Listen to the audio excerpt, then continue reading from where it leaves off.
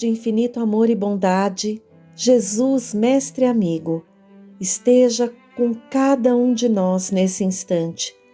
Favorece-nos o entendimento desta obra abençoada, O Livro dos Espíritos, por Allan Kardec.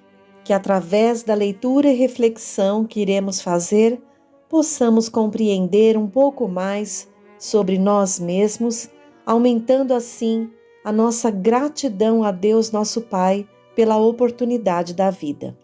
Estamos no livro 2º, capítulo 8, Emancipação da Alma. Pergunta número 400 de Allan Kardec.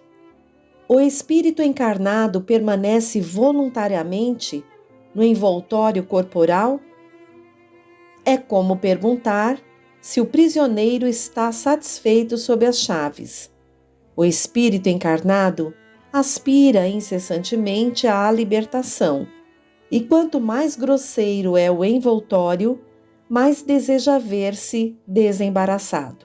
Sabemos que fomos criados à imagem e semelhança de Deus, simples e ignorantes, mas com potências a desenvolver. Para desenvolvê-las, precisamos encarnar e reencarnar tantas vezes quanto necessárias. Mas reencarnar significa mergulhar na matéria, no corpo de carne, limitando assim nossas percepções espirituais. Quando no corpo, vamos aprimorando os sentidos, os quais podemos nos expressar. Já encarnamos em corpos bastante primitivos. Hoje, nós encarnados temos os 5 sentidos e também, agora, reconhecidamente, o 6º sentido, que nada mais é do que a percepção do plano espiritual.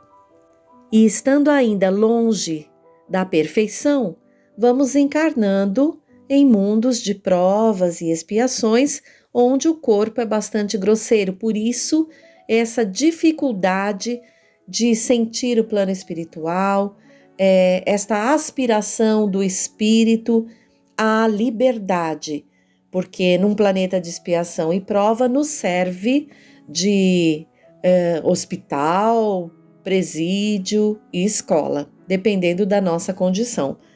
Daí a resposta da espiritualidade superior a Kardec. Seguindo, pergunta 401. Durante o sono, a alma repousa como o corpo? Não, o espírito jamais fica inativo. Durante o sono, os liames que o unem ao corpo se afrouxam e o corpo não necessita do espírito. Então, ele percorre o espaço e entra em relação mais direta com os outros espíritos. 402. Como podemos julgar da liberdade do espírito durante o sono? Pelos sonhos. Sabei que, quando o corpo repousa, o espírito dispõe de mais faculdades que no estado de vigília. Tem a lembrança do passado e, às vezes, a previsão do futuro. Adquire mais poder e pode entrar em comunicação com os outros espíritos, seja deste mundo, seja do outro. Frequentemente dizes, abre aspas, tive um sonho bizarro, um sonho horrível, mas que não tem nenhuma verossimilhança. Fecha aspas. Enganas-te?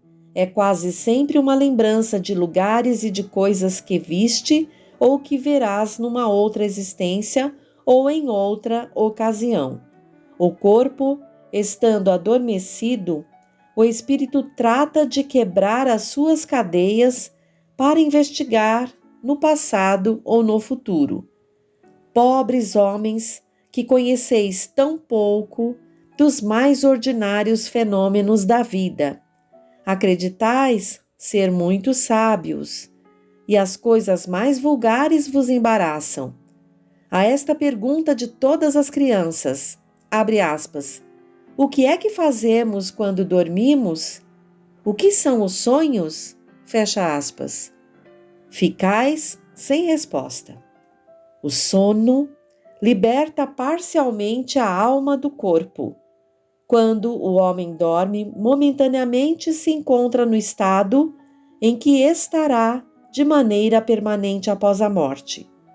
Os espíritos que logo se desprendem da matéria ao morrerem tiveram sonhos inteligentes. Esses espíritos, quando dormem, procuram a sociedade dos que lhes são superiores, viajam, conversam e se instruem com eles. Trabalham mesmo em obras que encontram concluídas ao morrer. Destes fatos deveis aprender, uma vez mais, a não ter medo da morte, pois morreis todos os dias, segundo a expressão de um santo. Isto para os espíritos elevados, pois a massa dos homens que, com a morte, devem permanecer longas horas nesta perturbação, nessa incerteza de que vos tem falado, vão, seja a mundos inferiores à terra, onde antigas afeições os chamam, seja à procura de prazeres talvez ainda mais baixos do que possuíam aqui. Vão beber doutrinas ainda mais vis, mais ignóbeis, mais nocivas do que as que professavam entre vós. E o que engendra a simpatia na terra não é outra coisa senão o fato de nos sentirmos, ao acordar, ligados pelo coração àqueles com quem acabamos de passar 8 ou 9 horas de felicidade ou de prazer.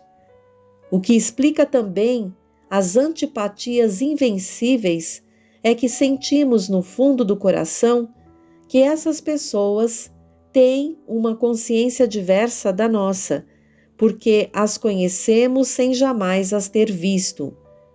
É ainda o que explica a indiferença, pois não procuramos fazer novos amigos quando sabemos ter o que nos amam e nos querem. Numa palavra, o sono influi mais do que pensais sobre a nossa vida. Por efeito do sono, os espíritos encarnados estão sempre em relação com o mundo dos espíritos. E é isso o que faz que os espíritos superiores consintam sem muita repulsa em encarnar-se entre vós. Deus quis que durante o seu contato com o vício pudessem eles retemperar-se na fonte do bem para não falirem, eles que vinham instruir os outros. O sono é a porta que Deus lhes abriu para o contato com os seus amigos do céu. É o recreio após o trabalho, enquanto esperam o grande livramento, a libertação final que deve restituí-los ao seu verdadeiro meio.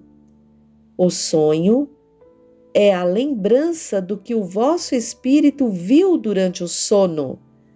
Mas observai que nem sempre sonhais, porque nem sempre vos lembrais daquilo que vistes, ou de tudo o que vistes. Isso porque não tendes a vossa alma em todo o seu desenvolvimento. Frequentemente, não vos resta mais do que a lembrança da perturbação que acompanha a vossa partida e a vossa volta. Aqui se junta a lembrança do que fizeste ou do que vos preocupa no estado de vigília. Sem isto, como explicaríeis esses sonhos absurdos a que estão sujeitos tanto os mais sábios quanto os mais simples? Os maus espíritos também se servem dos sonhos para atormentar as almas fracas e pusilânimes. De resto, vereis dentro em pouco desenvolver-se uma outra espécie de sonhos, uma espécie tão antiga como a que conheceis, mas que ignorais. O sonho de Joana d'Arc, o sonho de Jacó, o sonho dos profetas judeus e de alguns indivíduos indianos. Esse sonho é a lembrança da alma inteiramente liberta do corpo, a recordação dessa segunda vida de que há pouco eu vos falava. Procurai distinguir bem essas duas espécies de sonhos, entre aqueles de que vos lembrardes. Sem isso, cairíeis em contradições e em erros que seriam funestos para a vossa fé. Vejam que resposta completíssima a Kardec, dada pela espiritualidade superior. Como julgar a liberdade do espírito durante o sono? Então é pelos sonhos.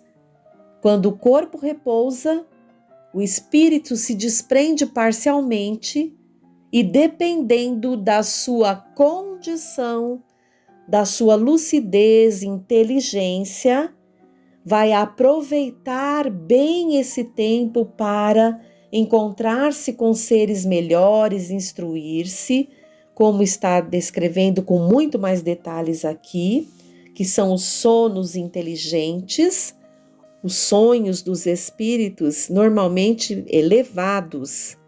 Agora, a grande maioria permanece em perturbação. Muitas vezes buscam por si mesmos situações ou lugares que os mantêm ou os rebaixam ainda mais. Uma coisa muito interessante aqui é saber que nesse estado de desprendimento vamos reencontrar aqueles aos quais temos vínculos mentais, vínculos de sintonia, de gostos.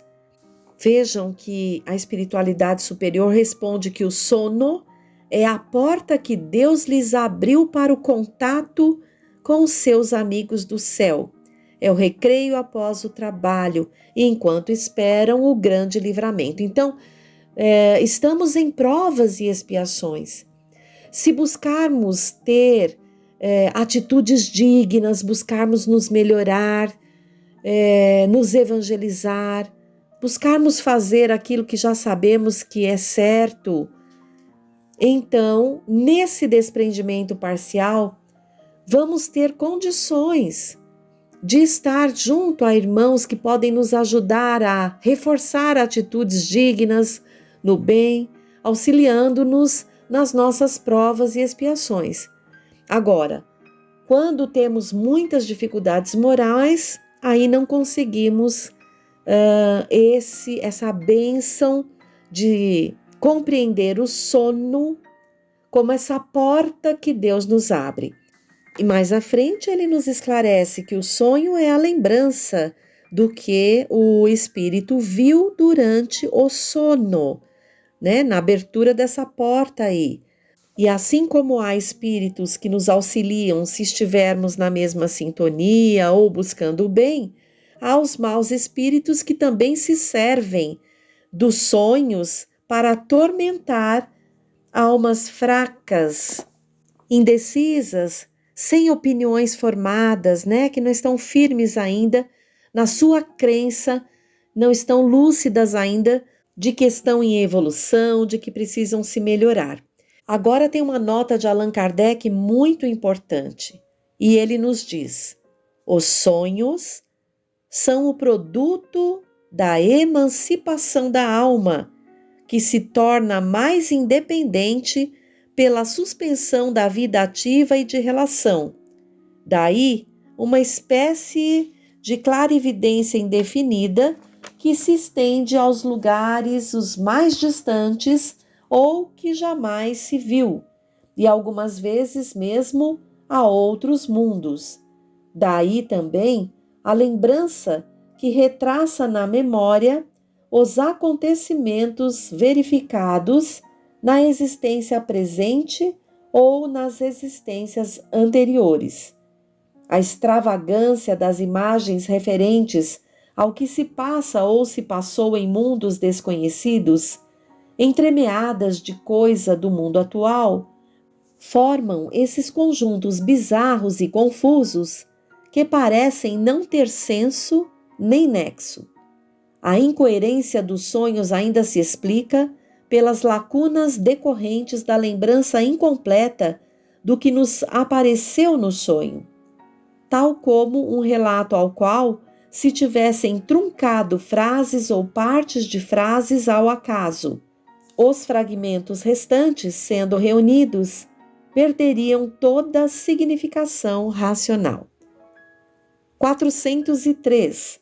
Por que não nos recordamos sempre dos sonhos? Nisso que chamais sono, só tens o repouso do corpo, porque o espírito está em movimento. No sono, ele recobra um pouco da sua liberdade e se comunica com os que lhe são caros, seja neste ou em outros mundos. Mas como o corpo é de matéria pesada e grosseira, dificilmente conserva as impressões recebidas pelo espírito, mesmo porque o espírito não as percebeu pelos órgãos do corpo. Vejam que essa resposta consolida o pensamento da primeira questão, do quanto o espírito se sente preso, sem liberdade, estando num corpo de carne grosseiro, como o nosso. Pergunta 404. Que pensar da significação atribuída aos sonhos? Os sonhos não são verdadeiros como entendem os ledores da sorte, pelo que é absurdo admitir que sonhar com uma coisa anuncia outra. Eles são verdadeiros no sentido de apresentarem imagens reais para o espírito, mas que frequentemente não têm relação com o que se passa na vida corpórea. Muitas vezes, ainda como já dissemos, são uma recordação.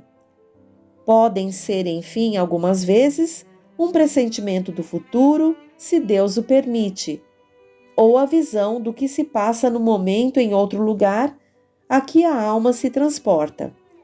Não tendes numerosos exemplos de pessoas que aparecem em sonhos para advertir parentes e amigos do que lhes está acontecendo? O que são essas aparições senão a alma ou o espírito dessas pessoas que se comunicam com a vossa? Quando adquiris a certeza de que aquilo que vistes realmente aconteceu, não é isso uma prova de que a imaginação nada tem com o fato? Sobretudo se o ocorrido absolutamente não estava no vosso pensamento durante a vigília? Interessante essa resposta e um alerta a cada um de nós para não nos iludirmos com essas interpretações vulgares dos sonhos. Cita aqui também a questão, as possibilidades dos sonhos premonitórios. Continuando, 405. Frequentemente se veem em sonhos coisas que parecem pressentimentos e que não se cumprem. De onde elas vêm? Podem cumprir-se para o espírito, se não se cumprem para o corpo. Quer dizer que o espírito vê aquilo que deseja, porque vai procurá-lo. Não se deve esquecer que, durante o sono, a alma está sempre mais ou menos sob a influência da matéria e, por conseguinte, não se afasta jamais completamente das ideias terrenas. Disso resulta que as preocupações da vigília podem dar àquilo que se vê a aparência do que se deseja ou do que se teme. A isso é que realmente se pode chamar um efeito da imaginação. Quando se está fortemente preocupado com uma ideia, liga-se a ela tudo o que se vê. Vejam que interessante, porque há situações em que o espírito vivencia fora do corpo, desprendido parcialmente. Por isso que a resposta aqui é que muitas coisas se cumprem para o espírito. Quando o espírito vem para o corpo grosseiro, não vai se lembrar. E também nos alerta que a alma também está sob a influência da matéria, Quanto mais estamos apegados a preocupações, às ideias terrenas, podemos vivenciar situações que são o resultado destas situações de preocupação, e aí a nossa imaginação também pode estar criando situações que não necessariamente vivenciamos no desprendimento parcial do corpo físico. Muito legal, muito interessante esse assunto e muito necessário para que a gente, em nos aprimorando durante a vigília, em ficando atentos, em buscando a lucidez do porquê estamos encarnados, aproveitar melhor esses momentos de desprendimento, sempre na hora de dormirmos, né, que o corpo, na verdade, vai descansar, porque o espírito não fica inativo, rogar a Deus, Deus Pai, me auxilie para que eu busque, para que eu verdadeiramente busque me aprimorar do lado espiritual, para que eu consiga melhorar também quando estiver de volta ao meu corpo para atuar nessa encarnação. Mas por hoje terminamos aqui e vamos dar continuidade ainda sobre esse assunto no próximo encontro. Abraço a todos.